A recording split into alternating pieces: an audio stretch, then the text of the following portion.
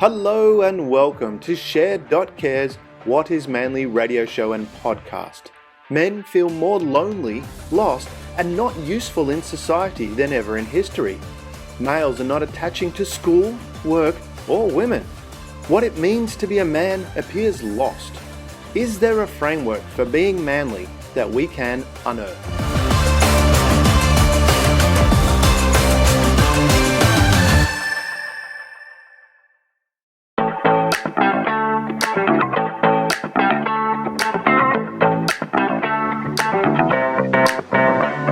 Welcome to Share.care, an all-inclusive community sharing experience, strength, and hope to create strong, healthy, and inspiring relationships. Share.care communities work toward every individual feeling safe, valued, and heard, free from the threat of danger, pain, or harm. Each episode, founder Damian Andrews explores the principles underpinning Share.care and invites expert special guests to share their knowledge so you can easily reap the benefits so many others experience. You hold the choice to create your future. Let it be with strong, healthy, and inspiring relationships. Hello, Roman. How are you? Hi, Damien. It's good to see you. Likewise, it's good to catch up. It's been a little while. How are things over in your part of the world? You're on the other side of the world to where I am. Quite cold. I'm in Toronto, Canada, and I wish it were spring, but it's official spring, but not in fact, not practical. It's a bit like that. We're going into winter, and we actually had some really hot and sunny days the past few days, and it's supposed to be like that for the next few. So I don't know what Mother Nature's doing. It's all a bit weird. For the audience, who we have here, this is Roman Mironov, and his details will be in the blurb about this particular episode. But his experience, he got married, he met this lovely girl, and he didn't appreciate her, and then he turned to porn and flapping, and then his marriage fell apart, and as a result, he was a little bit alone and miserable. But then since learnt to quit porn forever. And now he's been PMO for many, many years, and he feels in charge of his life and is actualizing his potential. So, Roman, from your perspective, this what is manly topic seems to be, a hot topic of today, where men are feeling more lost, lonely, and unsure of their place in the world. What have you seen? What's your experience and take on this? 100%. Look, Yeah. when I work with people who have this porn addiction, oftentimes they're people in their late 20s or early 30s or even late 30s, and they never had a girlfriend. And one reason is simply because our society now in the Western world, in the Western culture, it's way, way different from what we had just a couple of decades ago. Because what happened is with the advent of feminism, women started to fight for their masculine energy.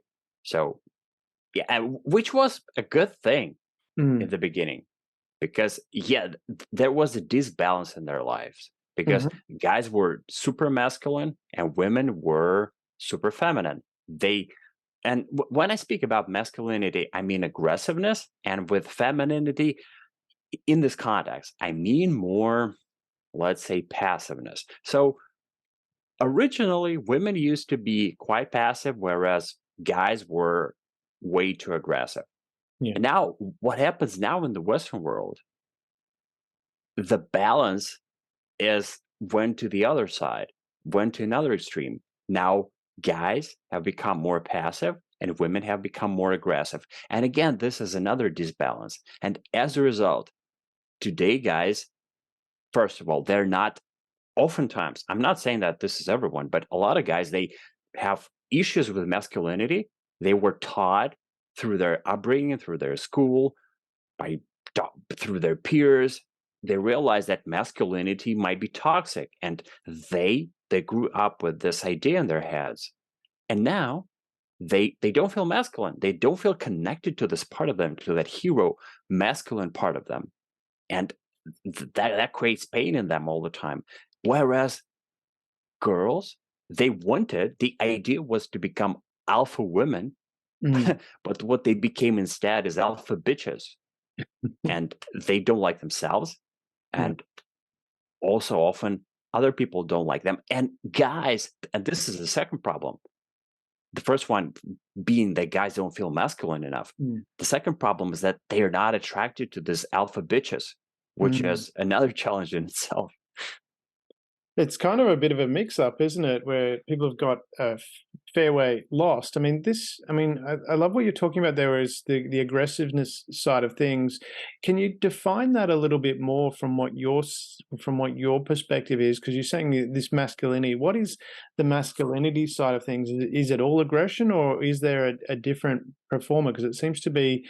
And you mentioned about toxic as well. I mean, the term toxic masculinity is thrown out there a lot, and I haven't yet been able to find a definition that purely fits male or masculine. I'm going to say masculine because then we could cover the same gender couples as well, because generally there's a masculine and a feminine in those relationships.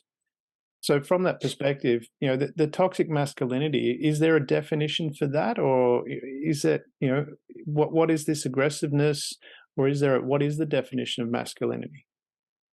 Okay, that's a fair question. So in my terms, masculinity, and when I say aggressive, I don't mean this toxic thing where you are just aggressive, you attack others, you walk all over them. No, that's not what I mean. This is toxic masculinity. When I talk about aggressiveness, I mean it in a very positive way.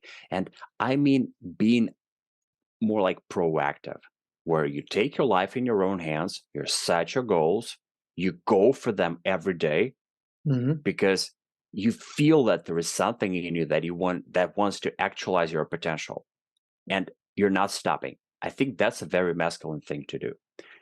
Whereas when I talk about femininity and I talk about passiveness, I talk about accepting things more as they are and not pushing the universe too much like a guy does. So it's more like flowing with the energy of the universe and being able to let go of that anxious control that guys often want to have because they want to control everything. They want to control their goals. They want to control their progress, their growth. Whereas with women, they can be more accepting. And look, if you think about sex, like the intercourse, this is what happens in sex, because guys penetrate, whereas girls, they kind of accept that masculine energy. So this would be my definition of aggressive and passive, masculine versus feminine, in very general terms, very general.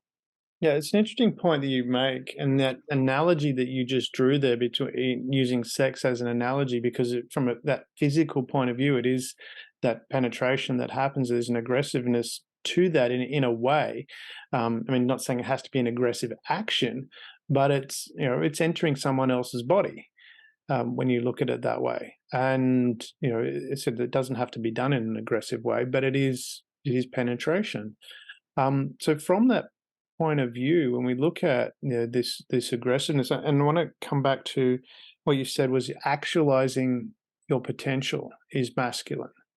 Do you want to expand on that a little bit? What do you mean by that? By action? Because I mean, I guess what I'm coming back to is there's a stereotypical, or it's quoted out there as a stereotypical manly thing of it's your Arnold Schwarzenegger, Sylvester Stallone type, muscle bound person that has no fear, doesn't show any emotion, that kind of thing, doesn't need any help, can do everything by themselves. But is that what you mean by actualizing your potential? Probably no. What I meant, and it's not just for guys, it's for girls as well. Yeah, a lot of this relates to both this topic. I get that, but we'll focus on the men. Okay, let me give you this example. This is what I believe. I believe that women have this natural outlet for their creativity, for creating this sort of meaning in life, where they can give birth and they can raise a child. For guys, this is a little bit different. Yes, they do take part in creating a child. Of course, we know that. But at the same time, this is not as direct as with a woman. So guys I think they have a more difficult time finding a meaning for their life, even in our Western world today. Because women have started to have trouble with this too, because they have been taught for decades now that like having a family is not as important as they think it is, which is a problem in itself, because oftentimes this is a self-deceit that women create for themselves. And they realize that suddenly they go boom into their 30s and they realize that they do want a family, because this feminine energy, their potential, it wants to get out. Now, with guys, we don't have this outlet, this default outlet for creation in our life. So we need to create something. We have this creative energy bursting in us, and it's looking for an outlet. And unless we find that meaning for our life, we find something that's meaningful, that wakes us up every morning, gets us out of bed, we'll have this like cognitive dissonance between who we are inherently, realizing our potential, realizing that we are heroes deep inside ourselves, and not doing specific things that will actualize that potential. And I think that this is something that causes a lot of pain, a lot of depression, and a lot of anxiety in people, especially because this is the group, this is my audience as a coach. This is the people who I work with, because they usually have depression or anxiety, and then they use things like bad habits, like porn addiction, to run away, to escape, to cope. And again, and by doing that, they just keep betraying that potential that we're talking about, just more and more. That's an interesting point that you raised there about men not having this natural ability to create meaning in their life. Maybe I haven't worded that correctly, but you said men have more difficulty in creating meaning because we don't carry a life. We help create it, and then the lady carries that for 9 months, which is it's a lengthy period of time to actually have something grow inside you and then to bring that into the world. That's an interesting concept that you've said, that men don't have that, and guys don't have this natural ability to create meaning. Is it too, I mean, when we look at stereotypical role models, is that where guys have gotten a bit lost? Because if you go back to the 50s, it was very straightforward from the perspective of what was expected. Guys would go out, earn the income, and come home, and then do a lot of house things as well, run in the garden and stuff like that, fix a car, all that kind of stuff that I think has been overlooked. But when that was taken away, or it wasn't taken away, but when more opportunity opened up that we could do different things, is that where you think we might have got lost? Honestly, I think it started even earlier. I think guys started to lose their masculinity, their meaning in life, back, let's say, in 1800s or early 1900s, with the advent of Industrial Revolution. So what happened before? I mean, what did we used to have before? So there was this person, let's say a carpenter, a guy, and he had a kid, and he would take this kid with him to his work. Let's say when the kid was 8 years old and 9 years old, and he was with his father all the time. He had this role model in front of him all the time. He was learning how to be masculine, how to work hard, great work ethic, being good with his hands.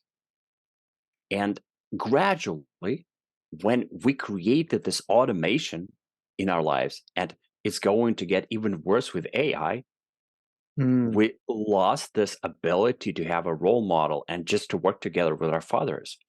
And since then, especially with the single mom crisis, where we have just too many broken families, broken homes, with just one parent bringing up a kid, what happens is that a lot of guys, they simply don't have this role model of a dad, of a strong masculine dad in their lives. And I actually speak from experience because I'm divorced and my son lives with my mother, and I would love my son to live with me.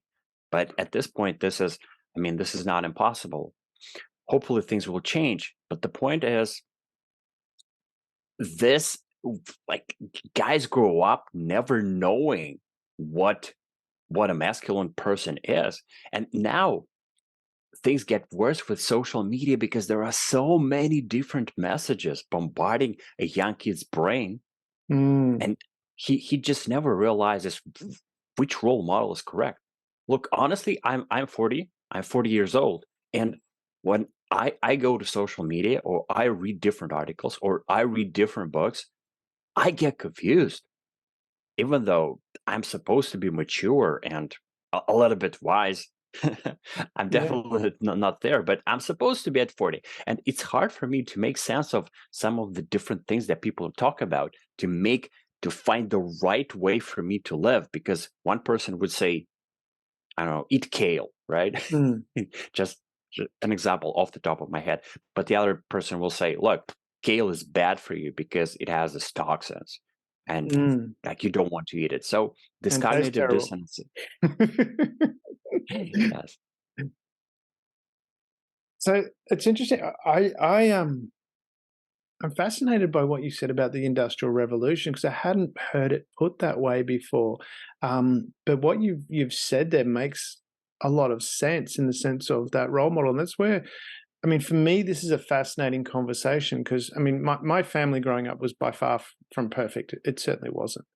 But one thing that I did have was from a very young age, I was actively in my actively involved with my dad. I remember working. This is probably why I'm a workaholic now.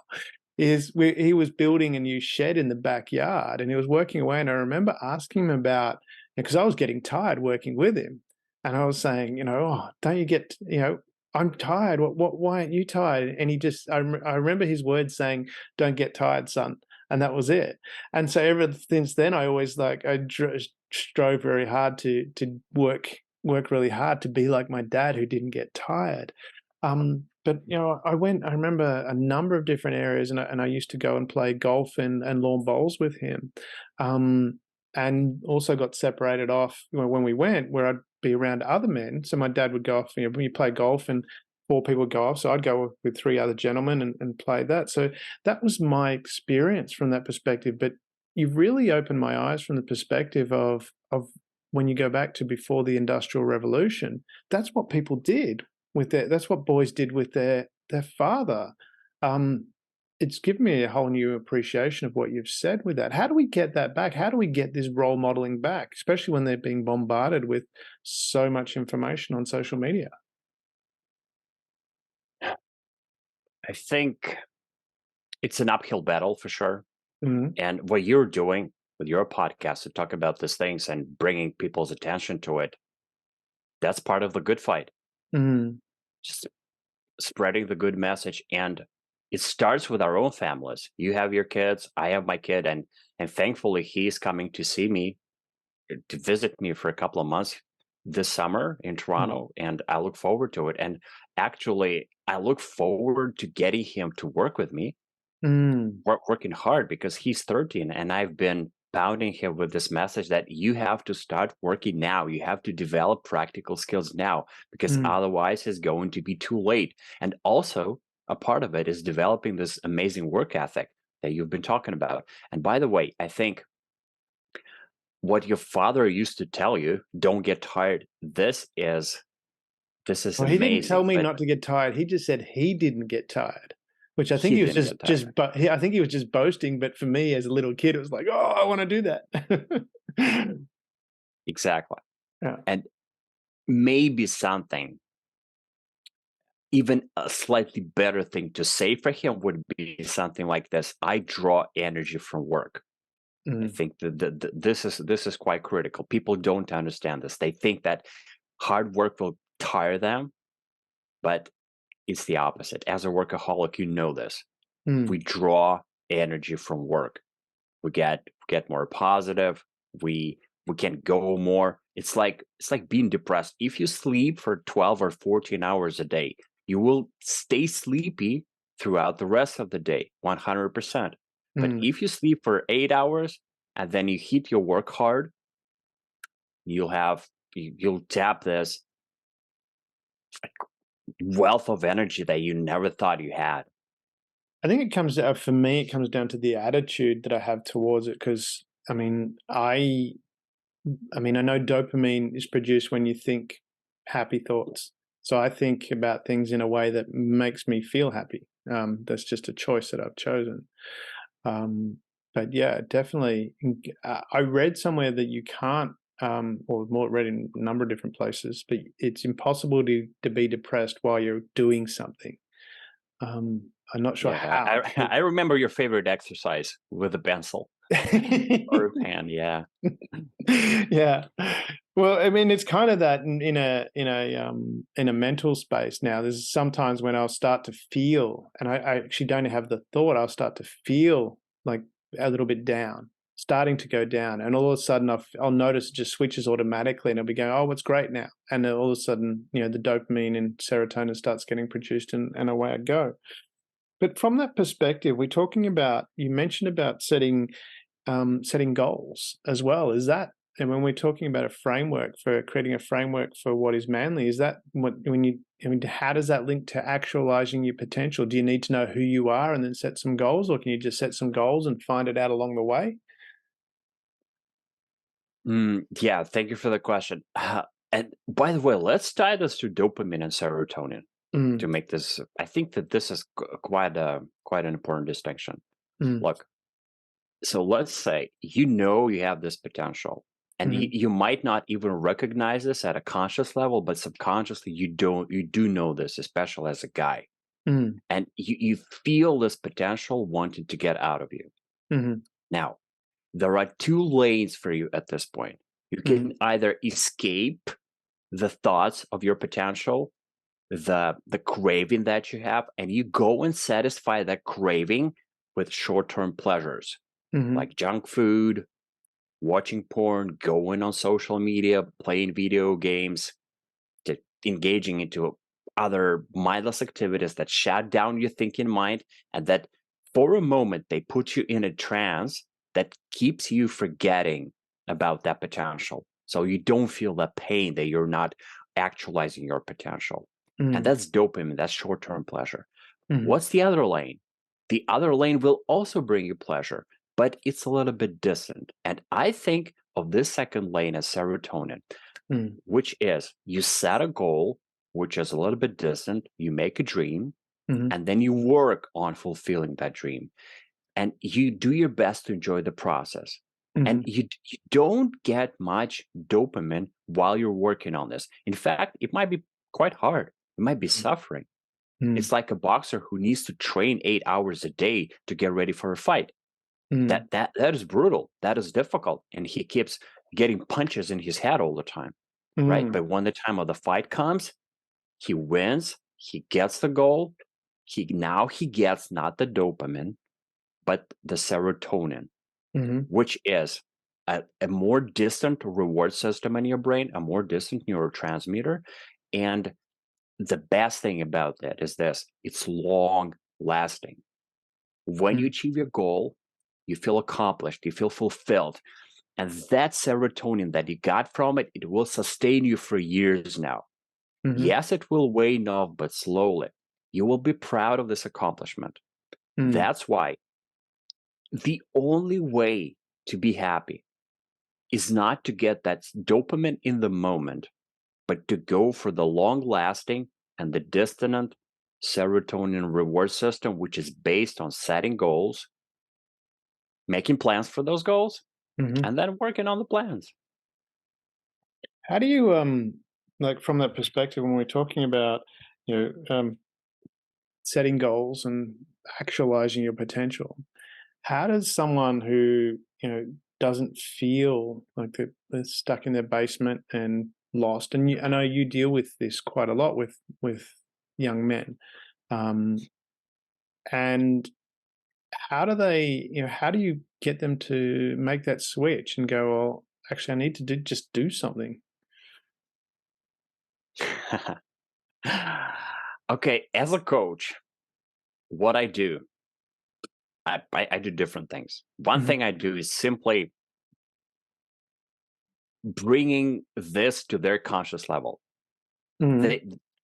They have been stuck for a long time, and I remind them of their potential. I keep asking them to tell me stories about something challenging that they had in the past. They didn't think they could overcome it, but then overcame it. And now they reconnect to that person who was able to overcome those challenges. And they remember that I can actually overcome my current challenges as well. That's one thing. I do my best to make them talk about their goals. I think this is really helpful. When someone talks about their goals, about the plans, about the future, visualizing, they get out of that place of being stuck. Another thing I think that's helpful is when Mhm. you talk to another person, whether it's a coach or a parent or a friend, when you talk about your goals, you Mhm. get more excited compared to just staying stuck in your basement. Yeah. That's one thing. Another thing that is helpful is having a peer group, a support group that supports your goals, that holds, similar perspectives on things, and they will keep you going. Another thing that helps is accountability. Find a person who will push you every day. Ideally, it's like a gym partner. Mhm. They push you to do that one additional rep that will tear your muscle and will get you more growth than you would do Mm. on your own. This is definitely helpful. And probably last thing I will say is it's all about progress and developing momentum. So Mhm. even if someone is stuck right now and they cannot function, the idea is to give them small goals, small tasks Mhm. that they can start. And let's say someone is so depressed they can't get out of bed. So the first task for them would be to get up once a day and look out the window. Mhm.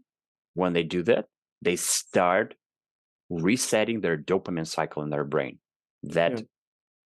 That that short lasting, that quick reward system.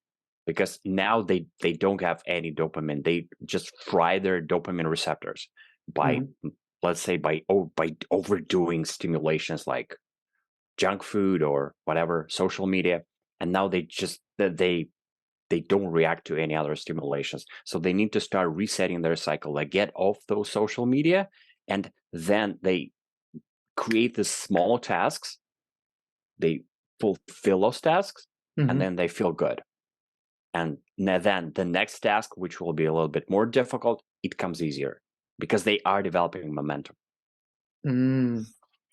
Is part of that ability to get out and make that step, is it to do with the focus and what you focus on? You mentioned social media before. We won't go fully down that path yet, but is it a case of, if you, and you know how the reticular activating systems it works. If when you buy a car, you see that car everywhere. It was always there. It's now relevant to you. Um, and is that a case where the people are getting lost because one, we didn't have, this, as you mentioned, didn't have this. Some people didn't have this role model, which stem back to the Industrial Revolution. But as a result, they're starting to focus on in areas that are not constructive. And I'm going to use the word. I don't like using positive and negative because I have a whole philosophy on that where I don't believe it exists. But they're starting to focus on things that are detrimental to them, in going, life sucks and we can't succeed, and we've got all these different pressures, and is it a case of that focus? It's we just need to simply shift that focus. Is that what you? Because that's what I'm hearing from what you're saying. Is it's you're shifting them. Okay, I can get out of bed. I can do that, and it seems to be again a little bit more goal orientated as to moving forward. As to my life sucks and I can't get out of bed. Is that part of what it is? Is that mental shift of focusing forward? For sure. And that's why, let's say, visualization is so important. Because instead Mm, of staying stuck in where you are right now, staying stuck with your pain, you focus on the future. You create that compelling future for yourself, and then it pulls you. And now for me, focusing is so important because recently, as I get older, I've become more of an overthinker. And I need to work proactively to combat this because otherwise I would be stuck in my head too much. And one example is, let's say, talking English. That's not my native language. And as a perfectionist, I've always had this filter that makes me think. As I'm thinking about this filter right now, is getting harder to speak. Yes. And so, funny enough, this filter has been holding me back from speaking English for many, many years. And I've been working hard to uninstall that filter and just to basically to speak unconsciously, just let my mind speak, remove that filter. And I do this in so many other ways. And what helps me is focus. So let's say as I'm talking English, as I'm speaking English right now, my focus is not to be perfect, 100% perfect, and be with my grammar, with my with my vocabulary and whatnot. My goal is to share what I feel without any filters. Just doing my best, thinking about like my best stories, my best examples, my best insights, and sharing them. That's the focus. And this has been helping me with overthinking in other areas as well. So whether it comes to depression, overthinking, or anxiety, I think that we tend, especially as guys, I think for guys, this is more typical. We are like single-minded. We like to focus on just one thing and stay with it until it is completed. Not everyone, no, but a lot of guys. Generalization, that's right. Yeah. Whereas for women, they tend to be capable to have more spinning plates at the same time and to manage them better. Now, and what I found for myself and for some of my clients, more than one kid to look after. You need to be able to multitask. A kid and a husband as well, who might be. Going back to stereotypical role models and where this came from. Then, for those that are about to write in hate mail, we're just using that as an example. So my point was about this focus. When, as guys, we find something that we focus on single-mindedly and single-handedly, that helps a lot with everything, whichever conditions we have, maybe even mental issues. And by the way, we're talking about these things. Maybe anxiety, depression, and someone being stuck in their basement and not able to make any progress. Honestly, I want to say two things here. Look, it might be something physical that's wrong with you. So you want to see a doctor. We're not medical experts here. We're not giving you medical advice. So it might be very helpful. But at the same time, if a doctor puts you on medication, let's say for anxiety, be careful and watch for side effects. If yes, okay, it helps you, but now you don't feel motivated at all. Like, what's the point? So make sure that you're looking at this risk and reward, risk and benefit ratio. And also, one thing that people might not, or they tend to forget, maybe even willfully, is that when you have a mental health issue, you can attack it through your physical health. That's when exercising helps. I've seen examples even recently. I just had a person on my podcast yesterday. His name is Sanjip Nandi. He started to have tons of depression. He was a successful business person, but he did not feel fulfilled, and he sank into depression. And what helped him is he started to run marathons. Well, he was slow and he hated it at the beginning. And by the way, he still doesn't enjoy it. But the results that he saw from running, and he went to his half marathon, and then he ran his first marathon. The positive results, the benefits are so good that he keeps running, even though he doesn't enjoy it, because he's attacking those mental health issues through his physical health, engaging that body-mind connection, and it really works. But that's the last thing you want to do when you're stuck in your basement, because you think you're conserving energy, you feel tired, you don't want to move, and you think that if you start moving, if you start running or jogging or whatever your favorite flavor is, you think you think that you're going to waste energy. But the point is, no. Just like with the work, as we talked before, you will gain energy from exercise. So being active, by the sounds of it, is a key task that you need to do from this perspective. We're going to put this in a framework for what is manly. You need some sort of activity, whatever that is. Is that, are we putting that in? Is that what we're putting into the mix here? Yes. And I think that it's good to have a balance of different activities in your life. It's like you have this wheel and it must be balanced, because if you are a workaholic like Damien, you might overdo it. I definitely overdid this, and being a workaholic was one of the reasons, in addition to having a porn addiction, why I lost my marriage, because I was not present. And That's right. Sorry, go ahead. So work is one area, but to take care, to really have a life that's balanced, that's well put together, you also need to at least take care of exercise, eating healthy, working on an amazing relationship with your partner.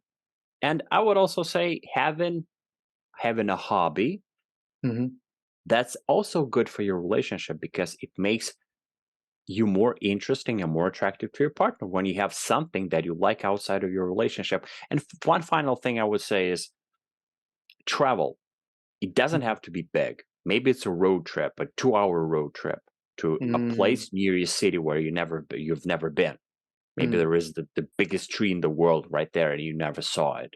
I think that this is also okay. So five to six different activities that you want to create that healthy mix in your life from.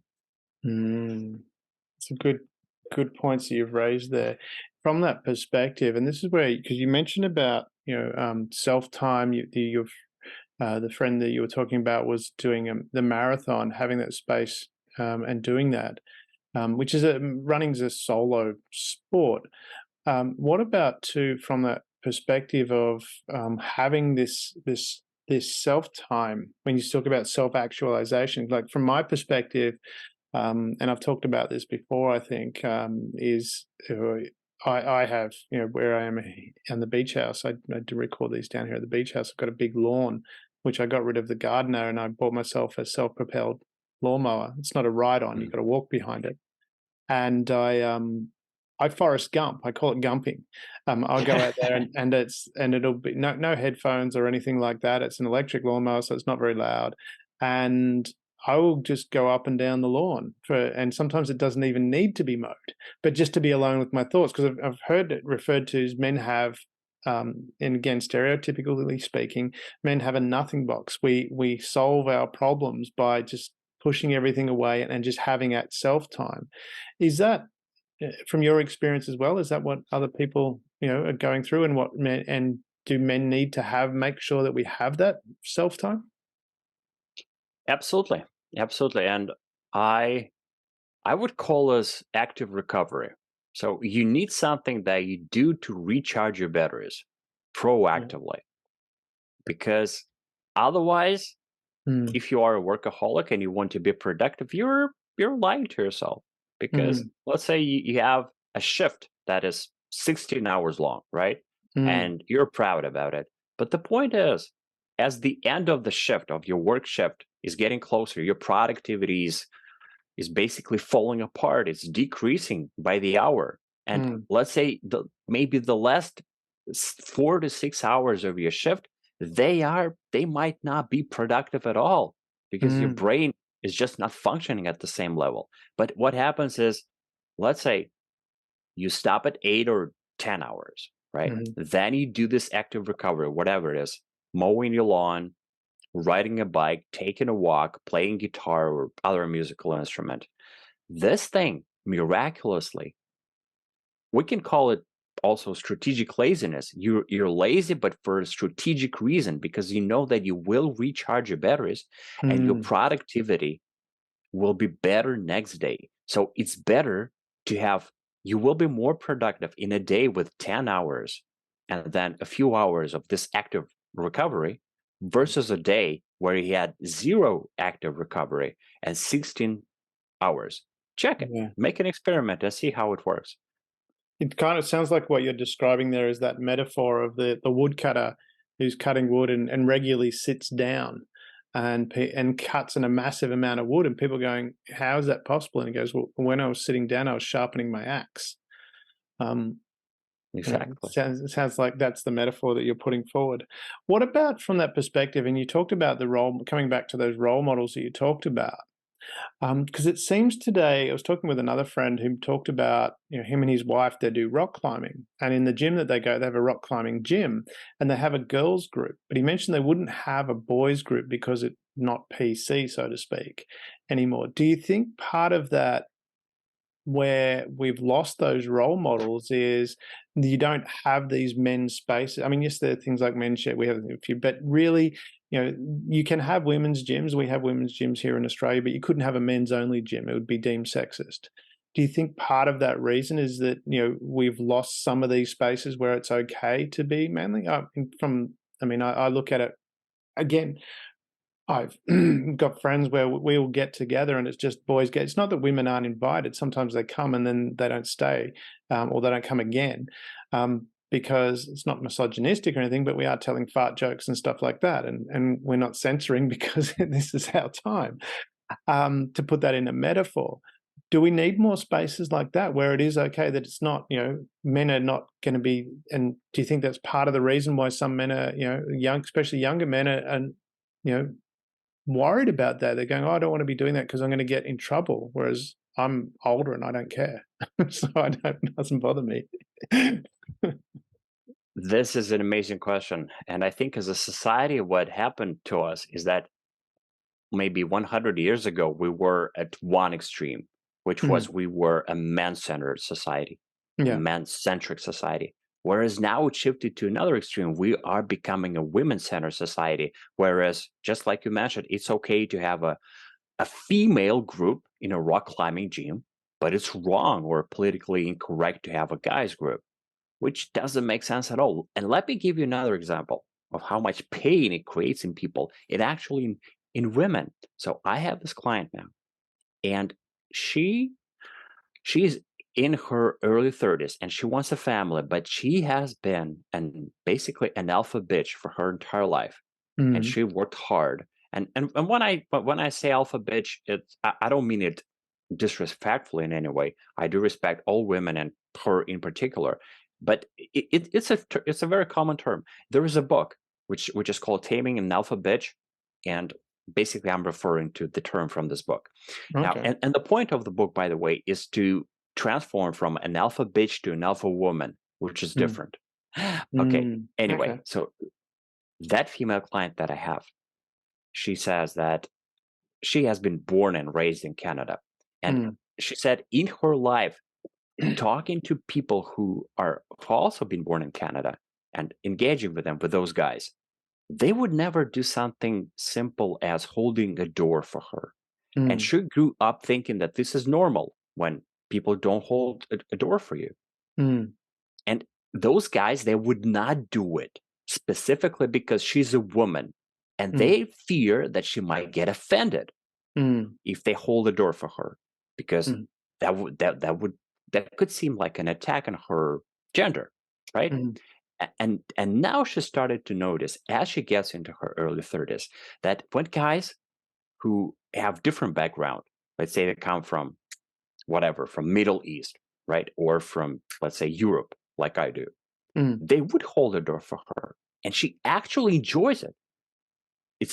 She doesn't see this as an attack, and now she's questioning all this upbringing that those guys had in our Western society here in Canada, where they have been taught for decades now that it's not okay to make this, to show these differences between the sexes. Let's say when you hold the door for a girl, but you don't do this for a guy, because this is this might be seen as a politically incorrect thing to do. So again, to get back to your question, I think that we do need those. We need Boy Scouts. We need them back. Because I think that's another example. I think they officially, like, they stopped Boy Scouts. I mean, do they have a different name now for them? I heard about the story, but I don't remember the specifics. But the An idea is interesting that, point. I haven't looked that up. Yeah, but that's because I used to do Cubs, and I never went to Boy Scouts, but it was the junior version of Boy Scouts. But it'd be an interesting thing to know whether they exist. I might look it up later. But I love, I mean, what you're talking about there, and I'm glad you raised that, because I've been wondering. I've heard the story of the woman getting upset when a man holds the door for her, and we have, and you raised that point there. What you didn't raise is that she got upset with that, but it was like, you don't hold the, and I've yet to meet anybody that has met a woman that actually got upset at a guy for holding the door open. I'm just wondering, is it an urban myth? Did it actually happen? Is there some, because I'm yet, and every woman that I know and have talked to, and on the show I've talked to, have said they appreciate a man holding the door open. So have we got, and this is where I'm wondering, when we talk about social media, coming back to that, it seems to me like there's a minority out there that, and whether the holding the door is an urban myth or not, but there seems to be a minority opinion that is blasted a lot, but the majority don't agree with that. But they're too busy doing their thing that they don't get on there and worry about it. That seems to be my take on that. But has that got some foundation? Do you think that it's a minority just yelling and screaming, and it's really, I use the word, the screechy wheel gets the oil? That's not a word, look, that's a sentence. Hey, you've got two languages. I've got one, and English is my second. So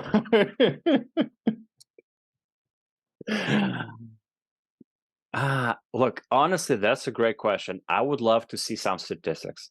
I think that you might be right, and I would also say that it might depend on the specific society, because what I see here in Canada, as I do my activities during the day, as I go get groceries, or I hit the gym, or do whatever, I feel that here it's like 50-50. Some women, they don't want that help, whereas others, they do appreciate it. Maybe this is because here in Canada, we Canadians are just, maybe we're too respectful sometimes. We say sorry too often, and so on and so forth. That's why maybe we don't like to get help in any way, in general.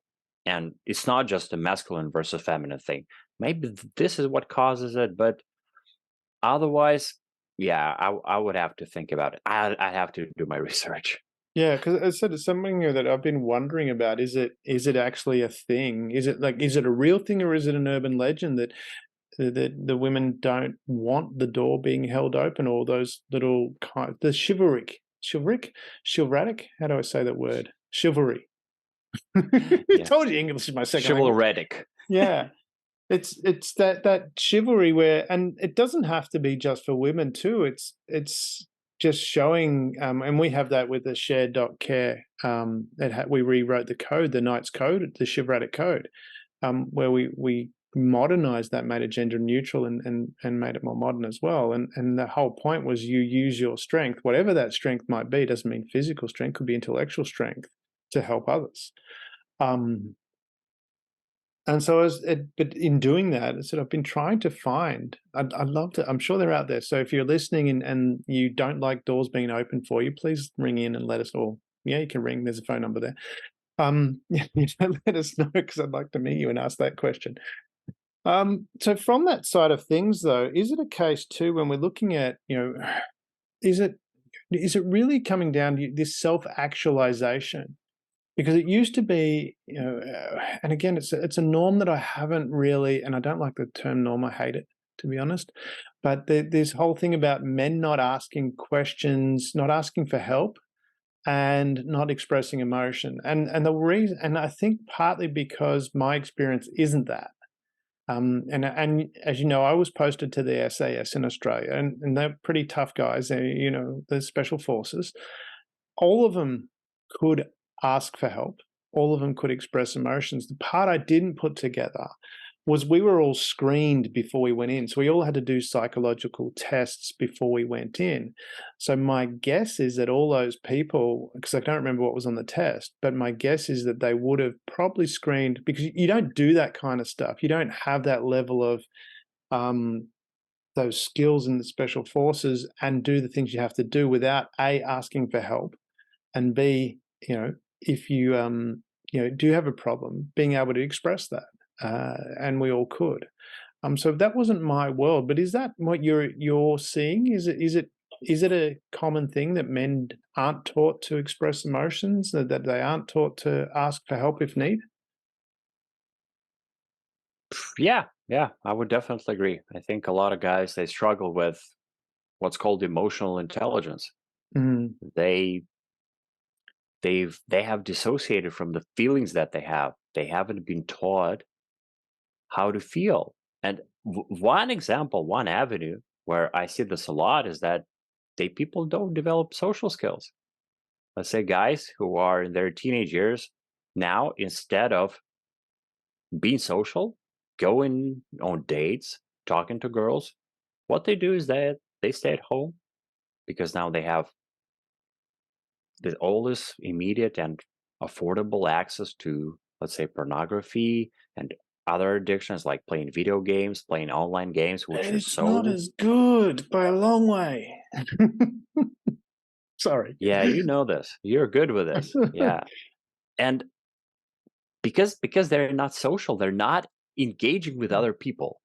And Yeah. engaging with other people would have let them develop emotions and see how emotions work. But Yeah. they don't socialize enough. And they just don't develop this capacity in them. They don't develop those abilities until it might be they might be in their, let's say, 20s or 30s, which might be too late. So the point is, you have to be, and also, by the way, I would say this: a lot of people, they have this.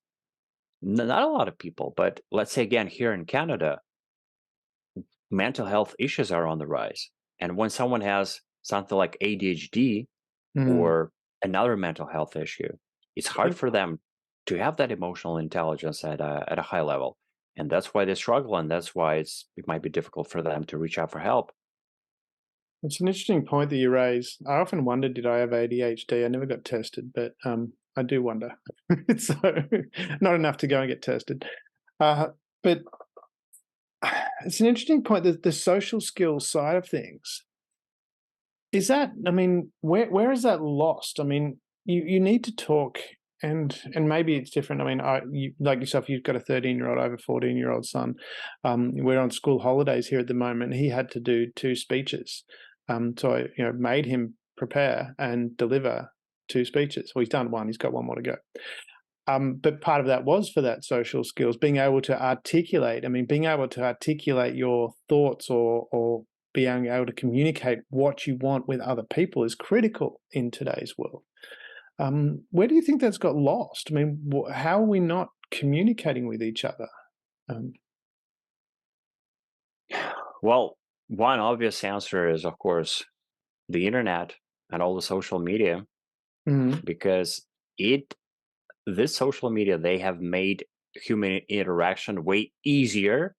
But it's in a different format, but it's way easier compared to real interaction, because you don't need to get out of your home. You don't need to, let's say, you can be in your pajamas talking to someone on the internet, whereas in real mm. life you need to go out, you need to, like, to take care of yourself, you need to comb your hair, brush your teeth, right? But here it's way easier. That's why our lazy brains, they said, oh, I can actually conserve energy by talking to other people online. And another thing that stimulates us to do our interactions online is the fact that we're oftentimes anonymous, and we can say anything. We can be We're going to be this weird trolls, and we So no one's control going to everyone. smack you. Is that what you're saying? So you go Exactly. online, you can go, "Hey, you're a dickhead." You wouldn't say that to a person's face because you might get smacked in the nose. Exactly. And in the process, we're losing Isn't our that social cowardly skills. though? If It you can't is. say it to someone's face, then why would you be saying it? Exactly. It's not a masculine thing. That's how we're losing masculinity. Yeah. We're talking to other people badly on the internet. So Yeah, well, that's a good point. I love that actually. You're right. I'm going to jot that down in a minute.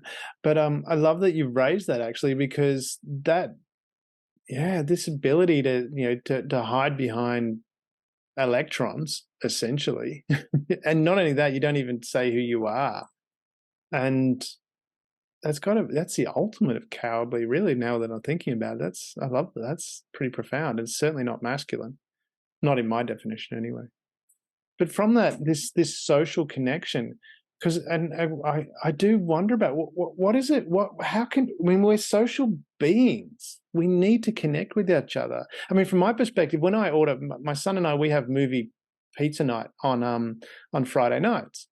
Now I order pizza, but I order it to pick up because I actually want to go out, and I actually like the pizza guy. We have a bit of a repartee, and he can be a grumpy bugger sometimes as well. I don't know, I shouldn't use bugger because that means different things in different languages. I think someone got in trouble once for using that word, and it meant, anyway.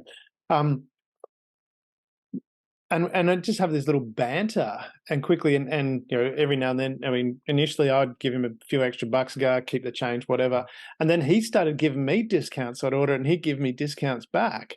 Instead go instead of $37, and and he'd go no, and charge me 35, sort of thing.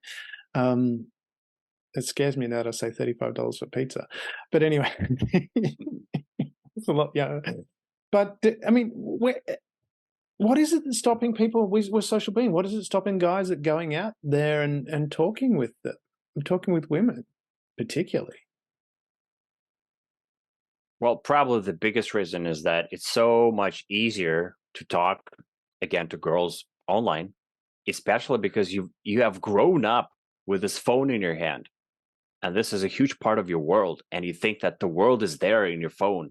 Oftentimes you have this, I mean, it's a new perception of reality. You think that your reality is a combination of your phone plus the real world. And as we are getting more into our phones, and as time goes on, I think the phone will become a priority. And just because our brains are so lazy, it's so much easier to reach out to a person with a few pixels on your screen, because as compared to, let's say, approaching a person in real life, that is so difficult, because when you approach someone in real life, you are basically asking for validation. You want them to validate you. You will hate them rejecting you. Whereas, let's say if you're on a dating app on your phone, you could be reaching out to, let's say, 100 people in a day, and because they keep rejecting you, you don't take this as a hit to your ego, because you think, They okay, I don't. mean, I've heard that part of that, one of the problems with internet dating is people get rejected so much that's why they don't even bother anymore. yeah, that's another problem.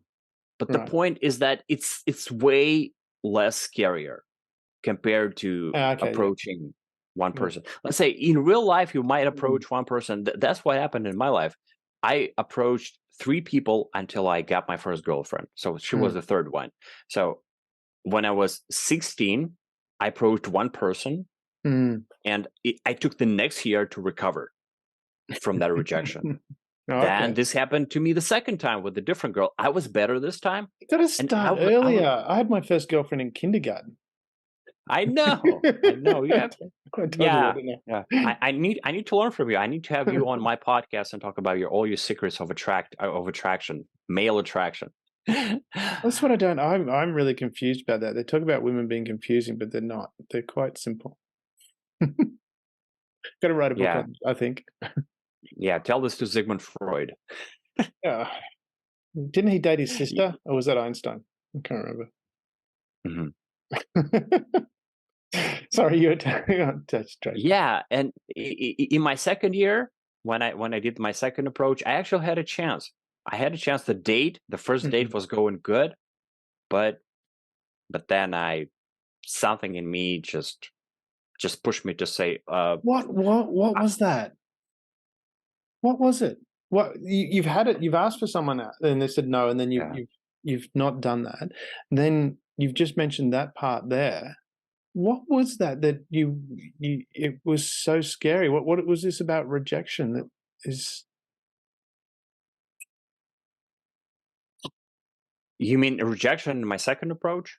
Yeah, well, I mean, as you said, that this approach where people are worried about this reject, like asking once, and I mean, the way I look at it is, um, you know, when because they did studies on babies learning to walk, Mhm. and apparently from these studies, they determined that a baby on average, so you, me, everyone else listening, and everyone else not listening, um, you know, on average, you tried and failed 8,000 times.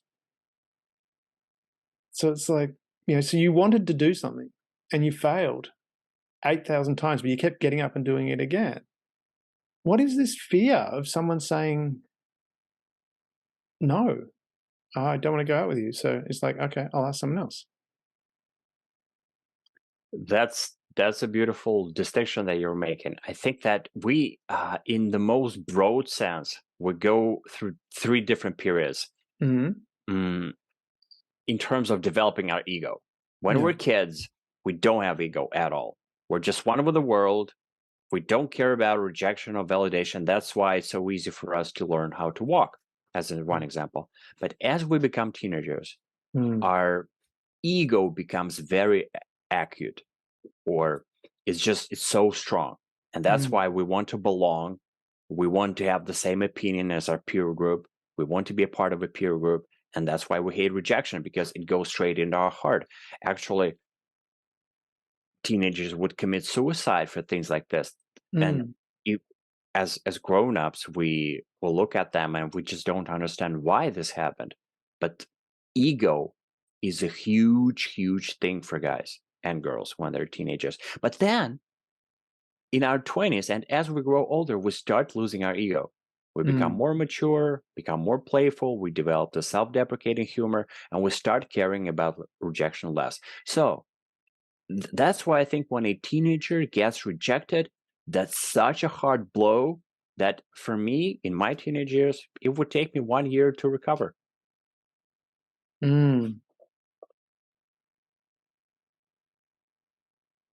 don't get it because that wasn't my experience, but I'm trying to understand. And Because you're an alpha male. I'm not an alpha male. I thought because people have said that to me, but I'm not an alpha. If anything, I'm sigma. Okay. Well, alphas need other people's validity. That's what they thrive on, and I couldn't give a shit. I don't care what you think about it. I think that's the definition of alpha male. I think that okay. Actual betas, they want full validation, validity. Yeah, I understood that alphas needed that as well, and alphas hate sigmas, but because sigmas don't care. But anyway, that's another topic. Maybe we could do a whole podcast on that. Or start a new It's only podcast. something I looked at really. And again, maybe that makes me sigma because I couldn't be cared to looking at it in any depth. I went, I don't care what other people think, and I'm happy with what I am. But it was, I mean, because I looked at that and it really hit home for me when I was, I'm not sure if I'd mentioned, when I was in the army, and there was a guy that he was a good-looking guy, but he was pretty dumb, and but he was always dating these really beautiful, intelligent women, and we couldn't work out why. And as it turned out, because I asked him, and I said, Shane, you're not that bright. I said that to him. I said, how is it you're dating all these amazing women? And he turned into this wise Obi-Wan character.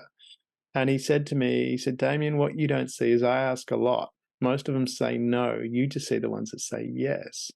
And that's where it really, really hit home. But I did, again, I hated it as a kid, but my mum used to always tell me, I love it when you get old enough to quote your parents, that, doesn't matter what anybody else thinks. And I hated that as a kid. And as a teenager, you do hate these kind of things. But maybe for me, that had a linkage somewhere in my mind where I don't care. It doesn't matter what anybody else thinks.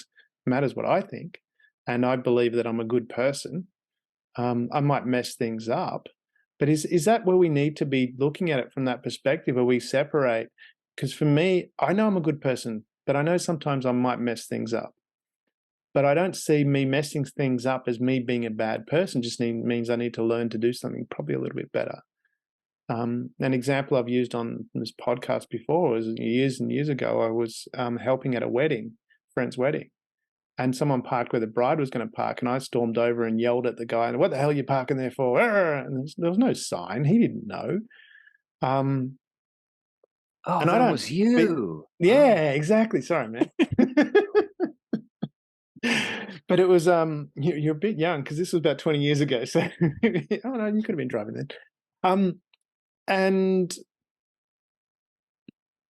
But I don't look at myself and go, I'm a bad person for how I behave. I think the behavior wasn't great, and it can improve. And certainly, if that circumstance came up again, I would deal with it very, very differently. But I don't see that as me, and that's where I'm wondering: do we need to separate our self-esteem? Because your self-esteem is something that it's how you feel about yourself, regardless of what's happening, is a definition that I heard. Do we need to spend more time with guys going, hey, separate this out? Yeah, you might behave like a dick from time to time. That's, you're going to do that in life. I don't think there's anybody that hasn't messed up in some way in their life. But that doesn't mean you're not a good person. Learn from it. Do we need to have that? And because you talked about it, and I love the term that you use here, actualizing your potential. Is that what actualizing your potential is? Can you only actualize your potential if you really do like yourself at your core first? It's very helpful, for sure. And I think that the best way to disconnect from this validation, this seeking for validation and from your self-esteem in order to actualize your potential and keep taking action despite how you feel about yourself is, for me, that's self-deprecating humor. Look, if I did something wrong, I will just make fun of myself. If I can make a fun of myself publicly talking to another person, that's best, right? If I make a blunder, I will admit this in the moment and I'll just make a joke. It doesn't have to be super funny, but the point is to make a joke, to go at that really intentionally with that joke. Another way is, let's say when I feel that I'm being kind of attacked. Let's say I'm talking to a person. Let's say I'm talking to my father, right? And my father is getting angry, and he knows my triggers, and he wants me to get triggered. So again, and the way I'm triggered at this point is he's attacking my ego, and to avoid this, like this retort from my ego, what I can do and what I normally do, I would just start making fun. I would just, again, make jokes. I would make fun of myself, not taking myself too seriously, being playful, returning to that kid state. Because what happens, basically, I was talking about these 3 chapters in our life, right? So right now, I am in my more mature chapter. When someone wants to get me triggered and is actually getting me triggered, I'm going back to my ego days. He or she wants me to go back to that chapter. But instead of that chapter, so going from mature to teenage years, I need to go even lower. Because the key chapter, I become a kid, I'm more playful, I don't take things seriously. And it's like I'm losing all that weight that's holding me down when I am like that. And it's not just about interactions. And it also applies to everyday life. Let's say you have a challenge. Well, I don't know, you're working on a website, you're improving it, you're making changes to it, and then you make a mistake and the whole thing just falls apart, right? You can take this so seriously that you might even get depressed over it. But the best answer is just to make fun of yourself. And one simple way is just to like talk with this funny voice and just giggle, like, if I did it again.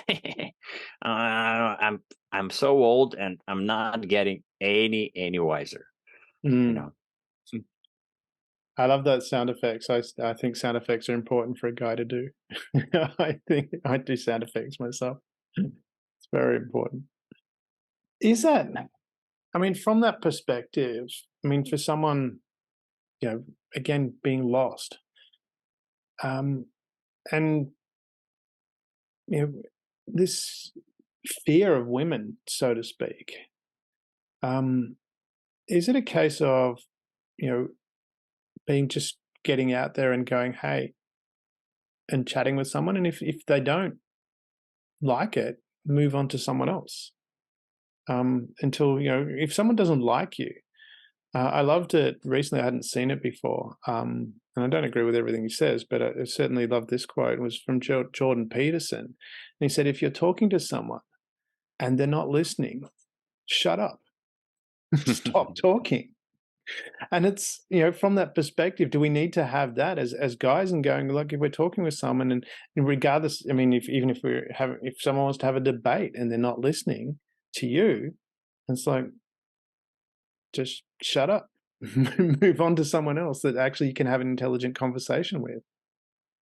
Otherwise, you're going to get stuck with a narcissist, which we don't really want anyway. Exactly. And I think a lot of guys get this wrong.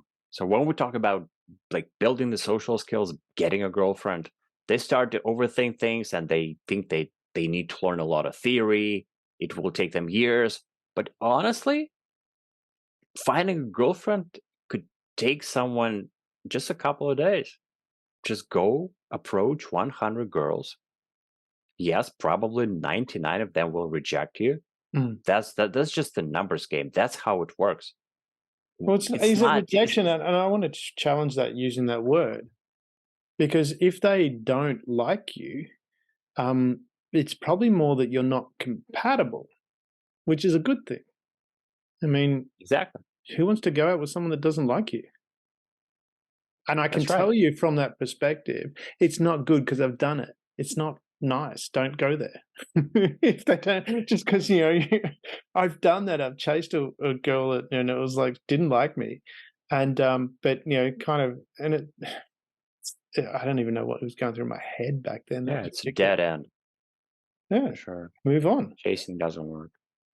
It is another. Go ahead. Yeah. Look, another way to reframe this idea of rejection is that look at every approach, at every conversation as a win. You pushed yourself, you had the courage, you were brave enough, unlike almost everyone else. You were able to walk up to another person, talk to them, chat them up, risk your feeling of validity. That's a win right there. It's your accomplishment. So it's not a rejection, really. It doesn't matter. You're not, like, other people are not supposed to like you. And it doesn't even mean that they don't like you. Maybe, let's say a guy walked up to a girl, maybe she has a boyfriend already, or maybe she did not have breakfast and she's not in a good mood. That's an experience that I had once as well, where it was, you know, I was talking with a girl and she wasn't interested. And then we crossed paths again, we talked again, she wasn't, you know, well, I thought she wasn't interested. So I left it at that. We knew each other, had each other. We'd been in classes together. And so we did a few things, but then I thought she wasn't interested. And then about 8 months later, bumped into each other again. And I said, oh, you want to go for coffee? And she said, yeah, why didn't you ask me that other time 8 months ago? I was waiting for the third time. And I was like, really? Okay. It was an interesting experience. But from that side of things, I mean, when we look at it as well in that situation, and it's not just with girls, but it's, you know, when we look at what is manly as well, if we really like ourselves, we wouldn't let ourselves be treated with respect. And that doesn't, disrespect. That doesn't mean, you know, we stand up and vocalize and go, how dare you do this? Which there's a lot of that around at the moment. But it's, if someone, and I've had this, a female friend who's a psychiatrist said this to me as well when she actually first met her husband long time ago. He did something and she just said, hey, if we're going to go forward, that behavior is not appropriate and I don't agree with it. And you decide whether you're going to do it or not. And he decided he wasn't going to do it anymore. Is it, from that side of things, do we need to, again, in this framework of being manly, it's just politely saying what's important for us. Someone does something that is not okay for us, we say, hey, that's not okay. And if you're going to do it, our relationship ends here. Do we need to just have that confidence? Absolutely, yes. And in modern terms, in modern psychology, they call this setting boundaries. Yeah, That's exactly what it is. You do need to set them. Look, it's a challenge. Oftentimes when I work with clients about these issues, let's say, especially with women who have problems in their relationships and they don't like something about their partner, it's a balance because setting boundaries is good. But look, if you get fixed on this, I believe that you can overdo it easily. And it's a balance between setting boundaries and accepting the other person as they are. Because if you overset the boundaries, what might happen is you start molding the other person to your own liking. You're not making them. Yeah, I'm talking about it when you're starting to see somebody. I mean, if you start to see somebody and then they go, in someone, I look at it from my perspective, if when I meet someone new, and it doesn't often happen, but if I meet someone and, they behave in a certain way, I'd be like, well, I don't like that behavior. And I'm not going to associate with you if you behave like that. And if I was in that dating side of things, it'd be the same sort of thing, would be going, okay, meet someone, is that how they behave? Well, because I've heard it before. It was a lady, she was upset because her husband collected beer cans. And she's like, oh, I hate that he collects beer cans. It's like, did he collect beer cans before you met? And she goes, yeah.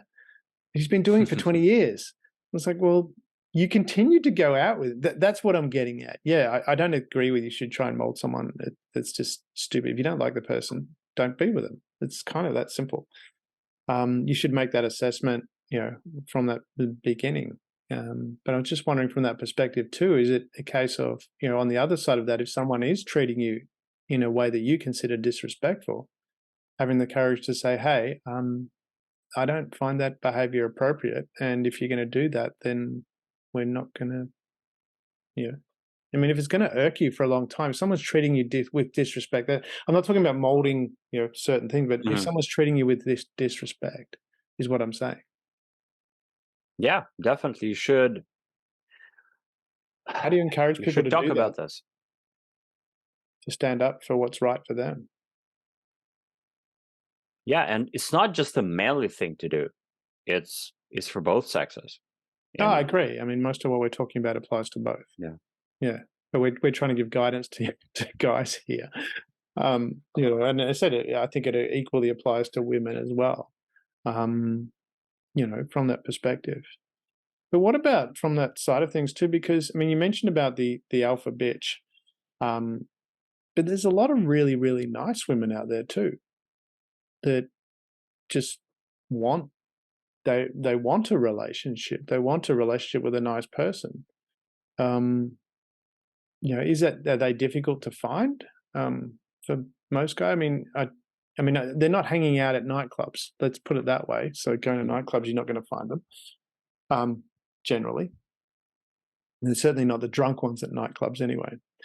But there's a lot of really nice women out there that are actually really kind, really thoughtful, generous, like sex. Why aren't guys going out and asking those women out? Probably. The biggest challenge that we have now, and it's getting worse, and it will keep getting worse before it gets better, is that it's become more difficult for guys to reach those girls, those amazing girls, because think of it as in the terms of this 80-20 rule, right? Now, the 20% of the most attractive people, they are being accessed by everyone else, by the other 80%. And the competition is now way, way bigger than it used to be, because now everyone has access to those amazing people through social media and dating apps. And social media made it more difficult because, let's say now, just as an example, two girls, those 20%, right? Two girls, they have 8 candidates, let's say every day, versus 8 candidates that they used to have 20 years ago just in a year, which is, I mean, the competition is huge. Everyone wants an amazing partner, and now they can get access to their partner. It doesn't mean that they will end up with that person. But look, a guy, let's say he has a phone in his hand, right? And he's looking at social media, and he has the option of going for a non-attractive person, quote unquote, and an attractive person. He would always choose contacting the attractive person. And that's why everyone is contacting those people, and they have the ability to choose. But our standards with this thing, with social media, they went up. Everyone sees attractive people on social media and wants to be talking to them, wants to have this kind of a partner. So the requirements, the expectations, they're so high now. Even though, let's say, if we're talking in terms of the scale, right? The scale of attraction from 1 to 10, 1 being the most unattractive and 10 being the most attractive. Today, guys who are really unattractive at this point, they're not funny, they're not confident, they're insecure, they have mental health issues. So let's say they're 1 or 2 on that scale. They would still like the people who are at 9 or 10, and they would talk to those people, because that's the standard now. That's the current standard. We set these expectations very high for ourselves today because of social media. And those standards actually hold us back from creating a simple relationship with a person who is not super attractive, but is attractive enough for us. No, we want the best thing. Just like with porn addiction. When someone just has a porn session, a porn watching session and fapping session, what they do is usually go for the best scene, the scene that is most stimulating. And until they find that scene, they cannot culminate. With that, though, are those people that wanting, as you said, everyone wants an amazing partner, are they focusing on being an amazing partner?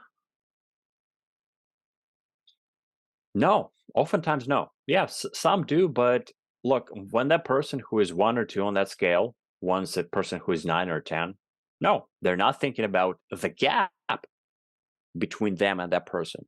They're thinking that since everyone wants that person, they have the social proof, this is a person that I should want too. And also, one way to think validation, really. They're not looking for a partner as such, but they're looking for a social validation that they're dating someone hot. Well, okay, when it comes to socializing, validation is a huge part of it in whichever way. It's not going to make you happy, though.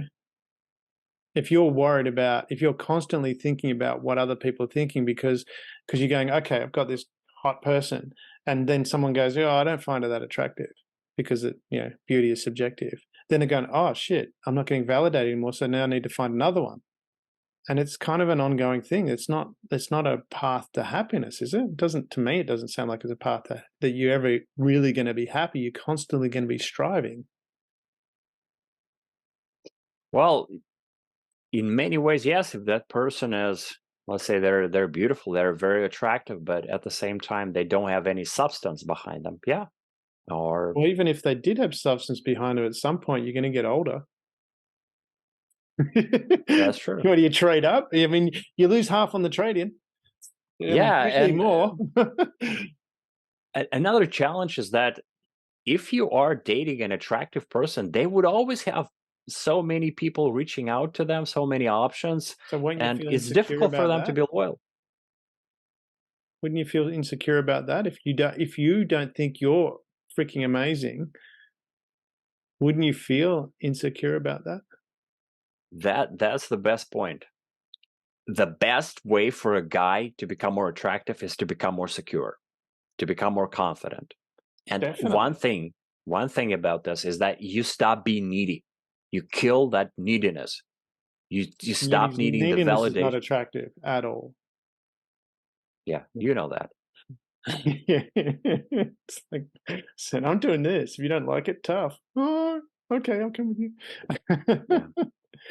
um, but yeah, because I just wonder from that perspective if we're, you know, if we focus, when talking about what is manly, I mean, isn't manly being, as you said, this self-actualization?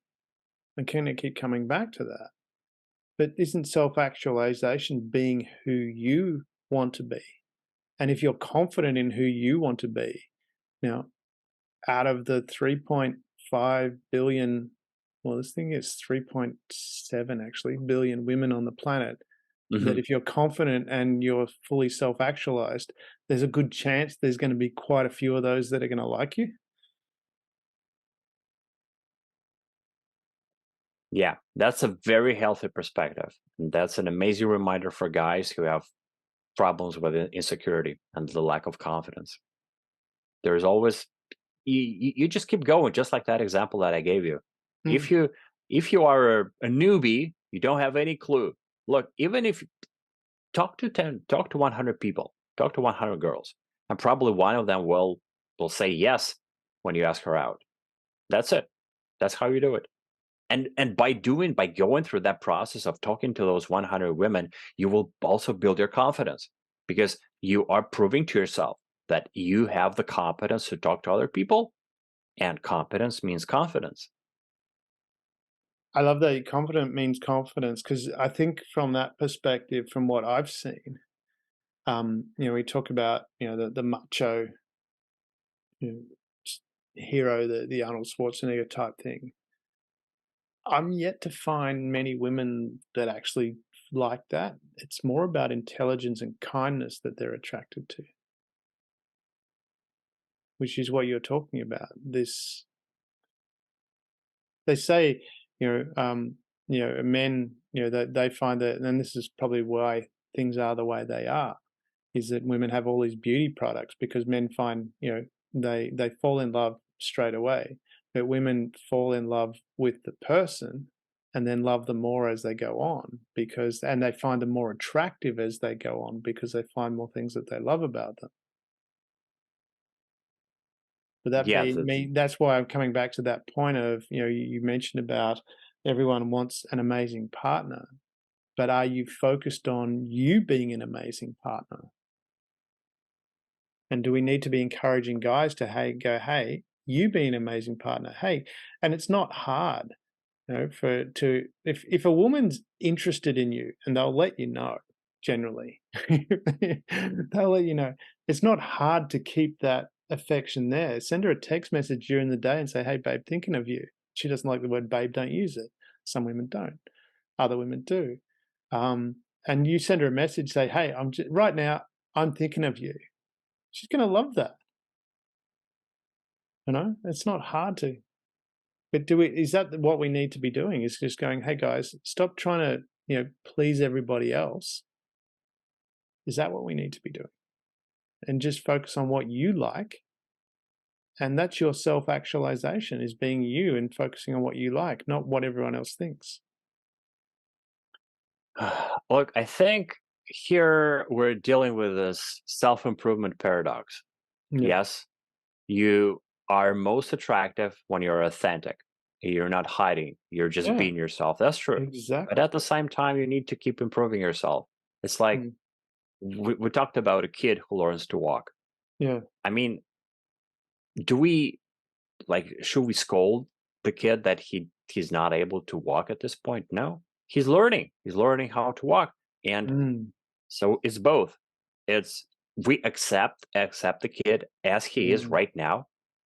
It's beautiful as he is, but does he keep improving? Does he need to keep learning how to walk? Yes, also. So it's a combination. I love that, what you've just said there, and the part that I put together from that was you said about, do we scold the kid when he's learning to walk? What about, do we need to have more discussion about that from our own self-talk? And if we ask the girl out and she says no, we don't scold ourselves. Do we need to have that conversation? Yeah, absolutely. There should be no scolding, because it's like you cannot control what she thinks about you. There are so many factors involved, and She might be a there's psychopath. yeah, or a sociopath. Yeah, exactly. You could have the bunny in the pot. I think they re-released Fatal Attraction or something, didn't they? That scares the crap out of me.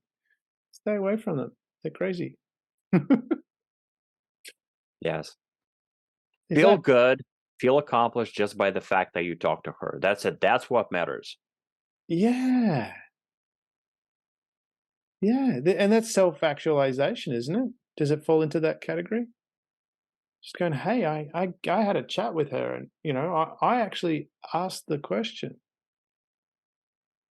I asked that once, actually, in a nightclub. Not a nightclub, it was a bar. I was talking with a girl, and I thought I very briefly had a chat just to get some rapport, but my goal was, I just said, "Do you wanna go and have sex?"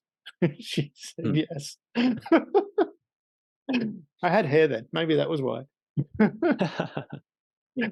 Um, I think I was 18 or something like that, 18 or 19. Anyway, I got distracted, but it's just one of those things. Do we need this self-actualization?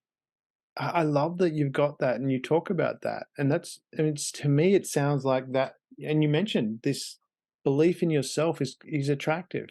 Having that self-confidence is attractive. And is that what we need to be doing? Hey, if she doesn't like the door being open for her, just politely go, I said, Jordan Peterson said, shut up and walk away. Right. And just move on to people that are not nice.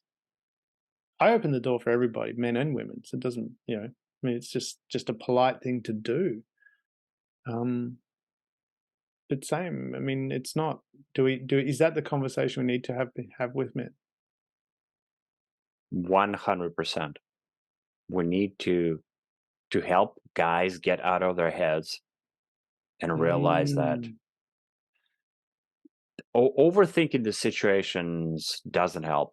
It's yeah. it's like, again, just like we talked with penetration. You have this energy, you have this intention, you actualize it in the moment. You let it go. You let it go into the world, Mm, and you enjoy the process as much as you can, even though it might be difficult, yeah. especially if you're talking to someone and you don't feel confident. Yeah. But then you just let this energy go Mm, and see what happens with it.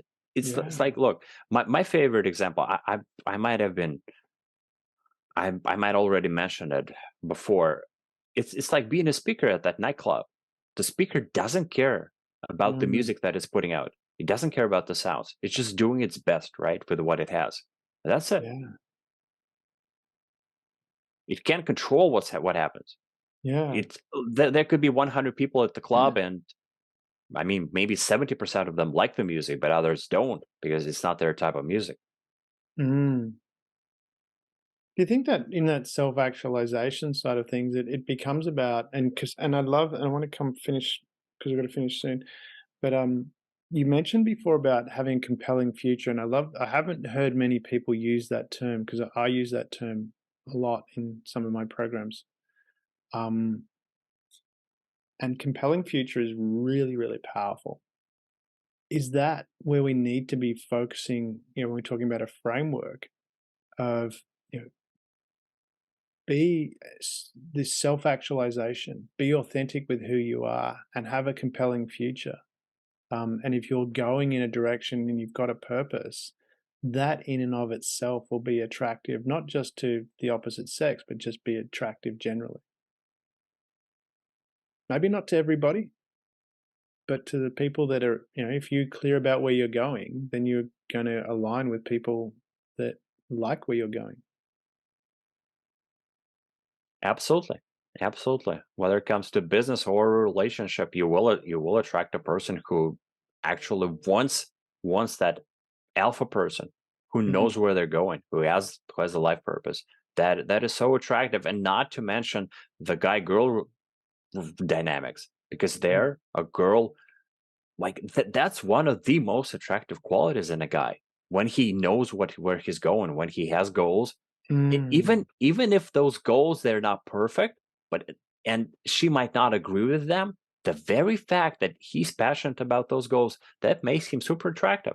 And not to mention everyone else. When you have a goal, when you wake up early in the morning and you work on your goal throughout the entire day, you have this high vibration energy about you, and everyone likes it.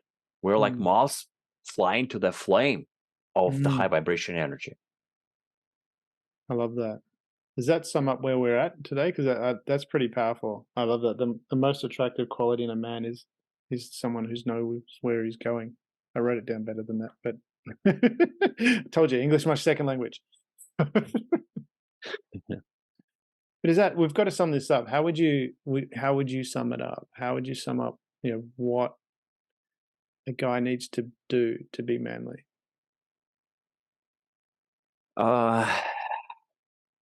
Okay, so in the most general sense, you have to see that nowadays your masculinity is probably under attack in so many different ways, especially the influence that comes from social media, especially the fact that social media is fighting for your time.